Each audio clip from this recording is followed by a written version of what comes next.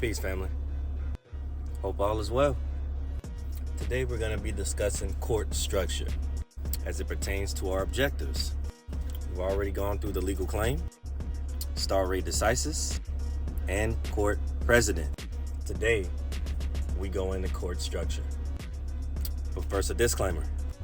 This is not financial advice. This is not legal advice. If you are seeking financial or legal advice, I highly encourage you to seek legal or financial counsel immediately. Let's get into it.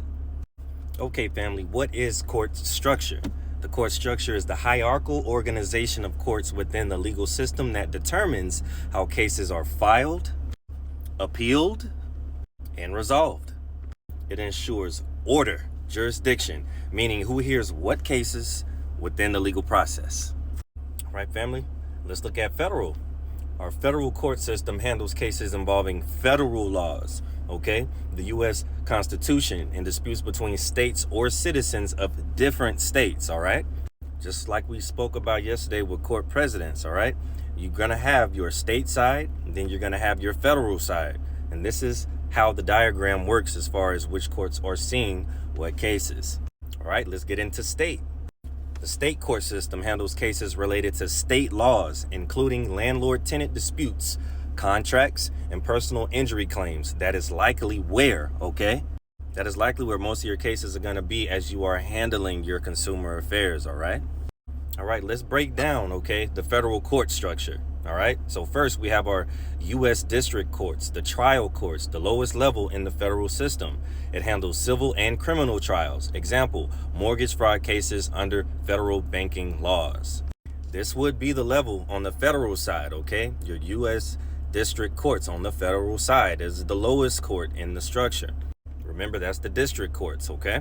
Okay, family, next we have Court of Appeals, okay, your appellate courts. It reviews cases appealed from district courts divided into 13 circuit courts. And for those of you in South Carolina, it is in the 4th district, okay?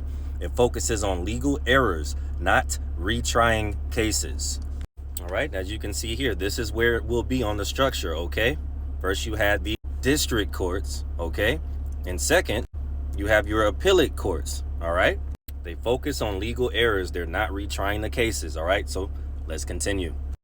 All right, now we have here U.S. Supreme Court, okay, as the highest court, the final authority on federal law. It chooses which cases to hear, often involving constitutional issues or conflicting precedents between circuits. Remember, family, we spoke about that yesterday with our binding precedent and our persuasive precedents, okay?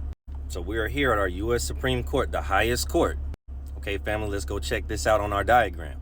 Right here, family, the U.S. Supreme Court, okay? That's the highest court, the final authority on federal law, which chooses to hear cases often involving constitutional issues or conflicting precedents between circuits.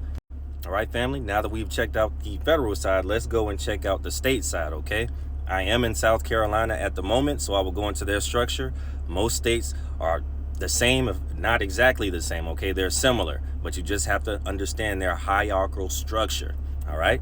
Let's get into it. Okay, first, we have our magistrate courts, okay? Our summary courts. They handle small claims, evictions, landlord-tenant disputes, and misdemeanors with damages under $7,500, okay? So as you can see here on our graph, okay? The South Carolina magistrate courts will be the lowest on the totem pole in its structure, okay? Which are handling small claims, evictions, landlord-tenant disputes, and misdemeanors with damages under $7,500. Okay, let's continue to our next one. Next, family, we have our circuit courts, okay, our trial courts. They're divided into common pleas, which are civil cases. They handle appeals from magistrate courts or larger disputes. You also have your general sessions. Your criminal cases, okay, handles felonies and major crimes, okay? And those of you who are dealing, okay, in evictions, they can review eviction appeals if filed after the magistrate court's decision, after their decision. Let's check it out on the graph. Okay, family, now you can see right here, okay, we have our circuit courts right here, South Carolina circuit courts. Handles common pleas, civil cases, okay, appeals from magistrate courts or larger disputes. Also your general sessions, your criminal cases, they handle felonies and major crimes, okay. They can review eviction appeals if filed after the magistrate's court's decision. So if you appeal a case here, it will be decided here, okay? All right, let's go to our next one. Okay, next, family, we have our South Carolina Court of Appeals, okay? Reviews appeals from circuit courts. Ensures proper procedures and legal interpretations were followed. So as you're going up the ladder, you're starting to see how the courts have authority over their lower courts and what their activities are once they have a case brought from a lower court to the present court. Let's check out the graph. All right, we're right here, okay? South Carolina state court structure, you're dealing with the South Carolina Court of Appeals at this level, okay? They review appeals from circuit courts, your circuit court. So if you have the right to appeal and you do, it will be brought up to the Court of Appeals, okay? To ensure proper procedures and legal interpretations were followed in that previous case that was decided on a lower court that has been appealed to a higher court. All right, let's continue. All right, our highest state court, the South Carolina Supreme Court, okay? The final authority for cases involving state laws or constitutional matters. It sets precedents that all lower South Carolina courts must follow, okay? And just as we went over yesterday, okay, the type of precedent that they're setting will be a binding precedent, okay? Lower courts must follow decisions made by higher courts in the same jurisdiction. Let's check out the graph. This is the highest court, okay? Your highest state court, the South Carolina Supreme Court. The final authority for cases involving state law or constitutional matters. It sets precedents that all lower South Carolina courts must follow, okay? Precedents. It sets the precedent, which is a binding precedent, okay? That has to be followed by all lower courts, decisions made at that level. So keep that in mind. All right, let's continue. All right, now we're going to check in, okay, the flow of a case in South Carolina. And this is a landlord-tenant example. Magistrate court, okay? Landlord files for eviction or ejectment. Tenant responds with a defense or counterclaim. Judge issues a decision. Magistrate court. From the magistrate to the circuit, okay? If the tenant disagrees with the magistrate's ruling, they can appeal to the circuit court. Circuit court reviews the facts and legal issues presented earlier. That's all they're doing. The circuit court would be here, okay? Then it goes to the Court of Appeals. If the circuit court ruling is still unfavorable, the tenant can appeal again. Focuses only on legal errors, not retrying the case. So the stronger your claim, okay, the more strength you'll have of being able to push it all the way through. And on the graph, we're at this level, okay? Court of Appeals from the circuit court, okay? And prior to that, it was the magistrate court. All right, now in the flow, we're at the South Carolina Supreme Court, the highest court in that particular state. If the case involves constitutional rights or important legal issues, it may go to the state's highest court for a final decision, which would be up here, okay? South Carolina Supreme Court.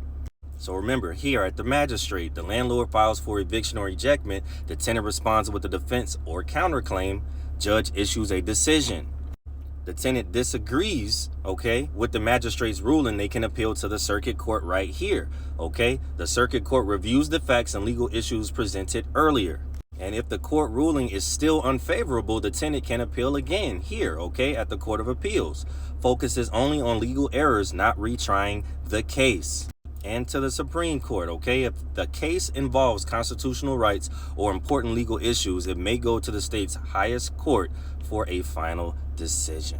Which takes us to, why does this matter? Since most cases are likely starting in the magistrate court, understanding the structure helps prepare for possible appeals if needed. Knowing the steps to escalate the case ensures higher rights are protected throughout the process.